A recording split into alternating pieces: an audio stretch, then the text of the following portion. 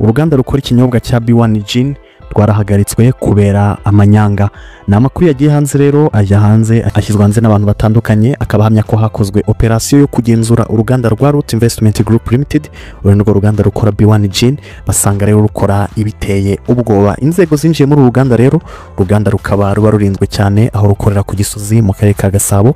Bagezemo rero ngo barumirwa, ngo bari bafite aho bakorera ibinyobwa bohereza ku isoko, bakagira naho bakorera ibijya mu bugenzuzi, bakerekana yuko uruganda rukora ibyujuje ubuziranenge, ariko hanyuma mu byo bakora bajyana ku isoko ugasanga bafite ibindi bakora bitandukanye n'ibyo berekana yuko byujuje ubuziranenge.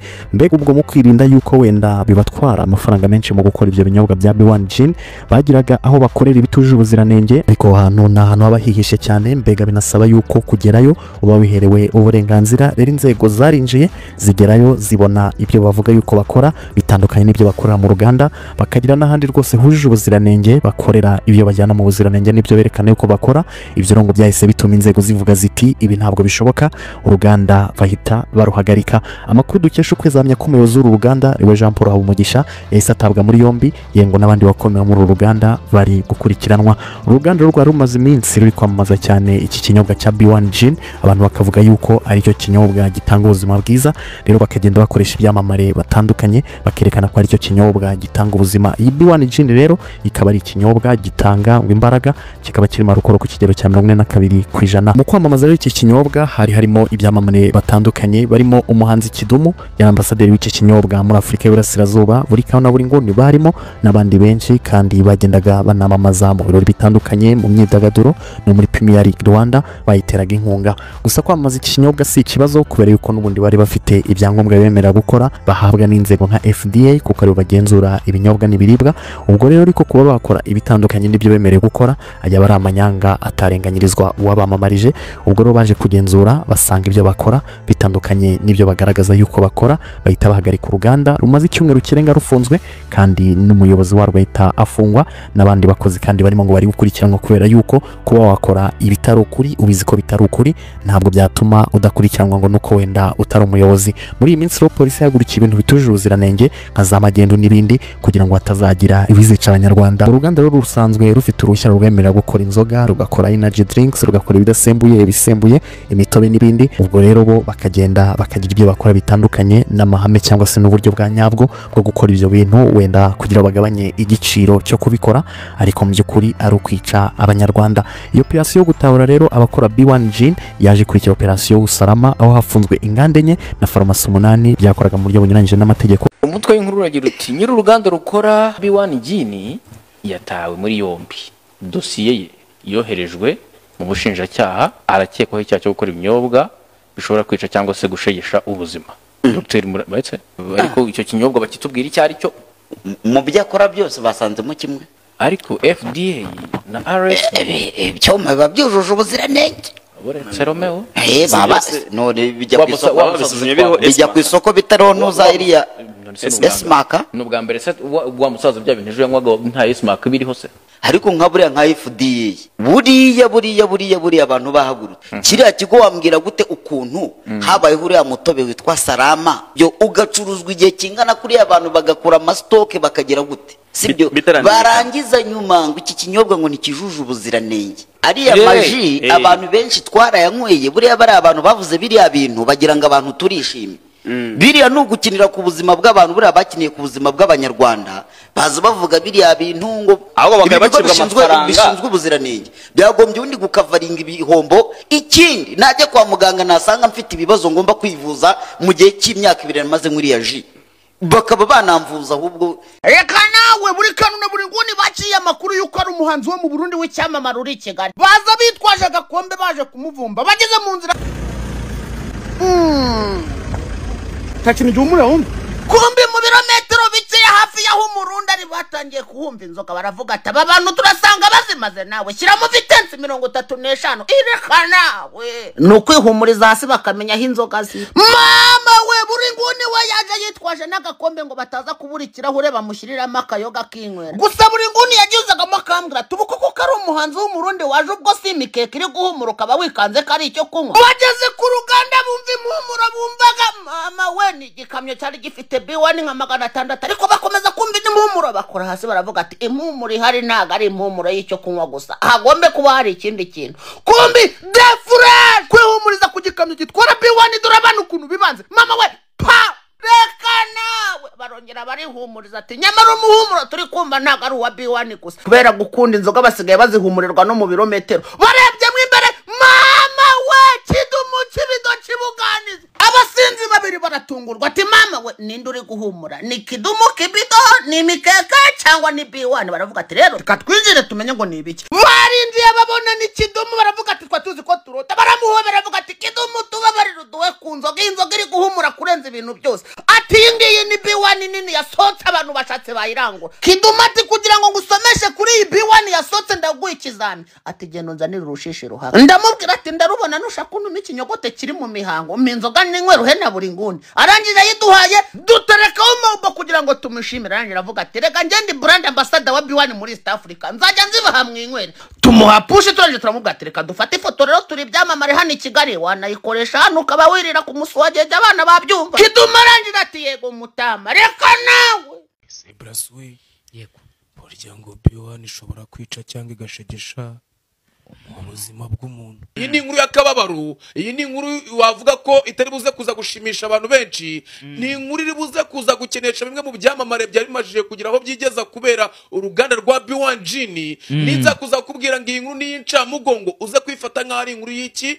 y'incamugongo. Ni nyuma yuko abantu bamaze iminsi bavuga ibintu bigiye bitandukanye, ariko uyu mwanya wa none ndagira ngo mbanze nkubwire ko icyitwa B1 Gin cyangwa se uruganda rwa Root Investment ndetse na boss warwo uyu mwanya wa none bose bageze gute bafunze. Harimo ibyaha ibi nibi rwakoze ibyaha ibi nibi turi buza kuzagarukaho and then bagafata umwanzuro ariko ntekereza ko ushobora kuza ushariye kuri uyu munota. Uyu mwanya wa none rero inkuru tugezeho cyangwa se inkuru navuga ko ari incamugongo nuko umuboss warwo amajije kugira gute yamajije gutabwa muri yombi ndetse na dosiye ikaba yamajije kugezwa imbere y'ubushinjacyaha ndetse akaba n'ibihano bikomeye cyane dore ko ngo buriya ngaramutse hamwe n'icyaha ngashobora kuba yahanwa hagati guhera ngo niba ari imyaka 2 kugeza itarenze 3 ndetse n'iyazabu 300,000 itarenze 500,000. Burya ngo Shiri Silva ngo aramutse ashatse umugabo w'umunyarwanda ngo umubyeyi we yabyishimira kurushaho, amubwira yuko gushaka burya bigirwa n'Uwiteka Imana ariko atari nacyo cyamuzanye yaje kuvuga ku bikorwa byiwe, ariko ngo nanone aramutse agize gute ashatse umugore ndako umugabo w'umunyarwanda byamushimisha kurushaho ndetse na mubyeyi we bikaba byaza kuza kuba over cyangwa se byaza kuba byamushimisha nawe. Ndabwira ngo ni umukada w'abanyarwanda ni ngombwa mu bacu ni Rusezera Amahina. Yego uri kunyumva neza pop guma mu gihe abanyarwanda bari barangajwe n'uruganda rwitwa Salama rwamaze gushyiraho imiryango ingufuri umukada yinjiye arashagajaga arara ijoro, niyo mpamvu ugiye kurekura uyu mwambi abanyarwanda bakikanga. Uru ruganda noneho nzanye ingufuri ngo negekeho ni uruganda rumaze igihe rubresinga abanyarwanda muri siporo nirwatanzwe nirwo rutanga igihembo ku mukinnyi w'umukino ku mukinnyi w'ukwezi hano muri Rwanda Premier League. Uru ni uruganda rugendana n'abahanzi ruherutse kuvana umuhanzi muri Kenya ruramuzana rumuhindura brand ambassador. Dufite abahanzi ryaguye hano. Uru ni uruganda ruri kugenda rwidemarika, uru ni uruganda rw'inzoga, uru ni uruganda nje kubabwira ngo ibyabyo birarangiye. Iby'uru ruganda umukada arashaka kubabwira ngo mu Mahina turaza gushyiraho ingufuri. Yesu we reka nongere nangire ntabwo uri kunyuma. Yesu we breaking news, uruganda rwa B1 Gin ibyabyo bigize gute birarangiye. Oya we byagenze gute? Uru ruganda rwamaze kwijanika mu muziki muri siporo mu b'influencer nta muntu rutavomeye utuzi. Umukada Rusezera Amahina nzanye inkuru. Uyu ni umunsi wa gatatu uruganda rwa B1 Gin barushizeho ingufuri. Yewe we iminsi itatu ndagira ngo mbabwire ngo umuyobozi mukuru owner w'uru ruganda ari mu yahe maboko? sirimutse kubera B1 ugenda sirimutse kubera umuhinde cheers twagiye 1 2 3 4 go cheers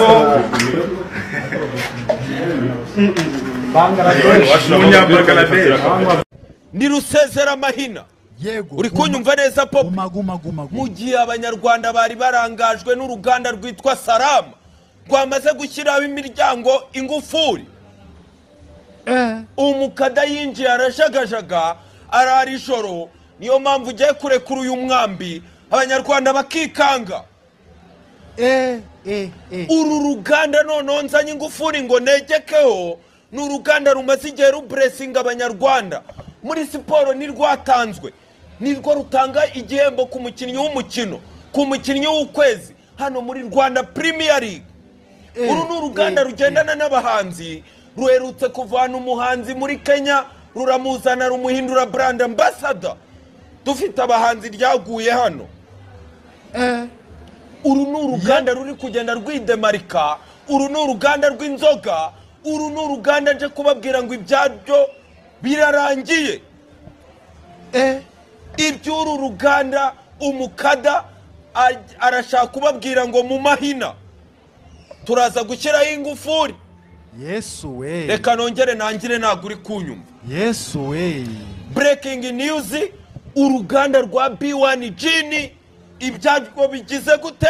birarangiye. Oya we, byagenze gute? Uru ruganda rwamaze kwijanika mu muziki, muri siporo, mu b'influencer, nta muntu rutavomeye utuzi. Umukada Rusezera Mahina nzanye inkuru. Uyu ni umunsi wa gatatu uruganda rwa B1 Gin barushizeho ingufuri. Yewe we, iminsi ndagira ngo mbabwire ngo umuyobozi mukuru owner w'uru ruganda ari mu yahe maboko?